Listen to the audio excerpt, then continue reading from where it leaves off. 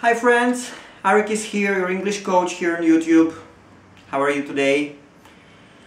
If you are not a native English speaker and you want to improve your spoken English and listening comprehension, I'll teach you some techniques how to do that in my videos. But in this first video I want to talk to you about the barriers that prevent us, non-native English speakers, from understanding fluent spoken English. I have been researching this subject for about 2 years in a very dedicated way, and for about 5 years before that I had researched that every now and then, and I came to a conclusion that there are 2 factors that if we treat them properly we will be able to understand most of the content that is suitable that is aimed at native English speakers. Now, what are these 2 barriers? The first one is the size of your vocabulary. Okay, I work as an English coach for many people, and I see that even people who think that their English is pretty good, many times their vocabulary they don't have enough words in their vocabulary in order to understand the content that was aimed at native English speakers. And if they are not able to understand this content, that means that they won't be able to understand native English speakers as well, at least the intelligent ones, because the intelligent native English speakers use huge vocabulary. So how many words do we need to know? I've read that, and this sounds very sensible to me, that we need to know between 6,000 and 7,000 words in our passive vocabulary. That is to say that we have to be able to recognize these words in their written and spoken form in order to understand most of the content that is suitable for a native English speaker. Okay, now this is the big work, and we as non-native English speakers have to do it constantly and consistently in order to increase our vocabulary on a daily basis. And that is so important, because if there is a way to measure to measure the level of one's English, basically it's how many words they know. Okay, of course there are lots of other factors, but that's the main measuring point. Do we have big vocabulary? Do we have huge vocabulary? Or do we have too little vocabulary in order to understand? Now, lots of people are confused because of this vocabulary factor, because they feel that they can express with themselves with very few words and find right word for more or less every situation in their daily life. And that's true, because in order to express yourself you don't need the vocabulary that is huge. In order to express yourself you might need about 2,000 words. 2,000 words. With 2,000 words you can express most of your thoughts, feelings, emotions and things and other things that you want to do in your daily life. But communication is two-way thing, as you see, because we need to say something and then we need to understand what the other side is saying. So we need to work on our vocabulary all the time, and we have to work on our vocabulary through movies, through books, through podcasts, through lectures. Every exposure to English is good, but not the English that is aimed at learners, that is much less, that gives you much less benefit. If you're exposed to that kind of English, you have to be exposed to the real English aimed at the native speakers. And I can do that. I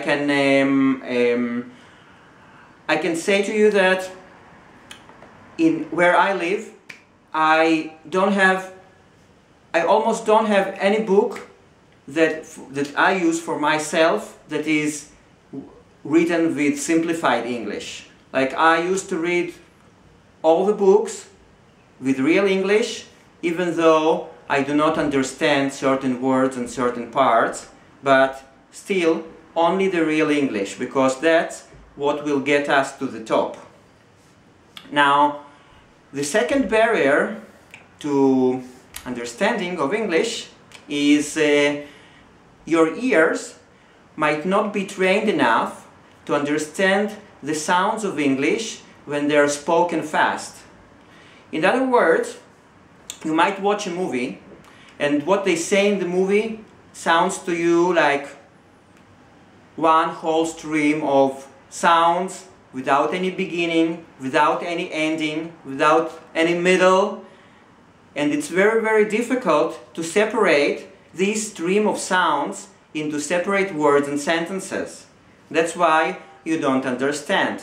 Now, there is no other way to reach the point where you do understand this spoken English other than just to do repetitive listening. Listen, listen, listen, listen to the same content many times until it gets clearer and clearer and you do understand, providing that you do understand all the words in that content.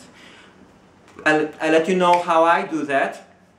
I have this portal DVD, this little DVD, and then I put a movie in this DVD, and I take a part of the movie, about 10-15 minutes, and I take all the words. First I watch it with subtitles, and I take all the words that I don't know. Then I look them up in the dictionary, and so I know the meaning of what they're talking about in that part of the movie. And then I watch that same part of the movie many times. It might be 10 times, it might be 15 times, until I understand everything clearly. And then I can move on to another part.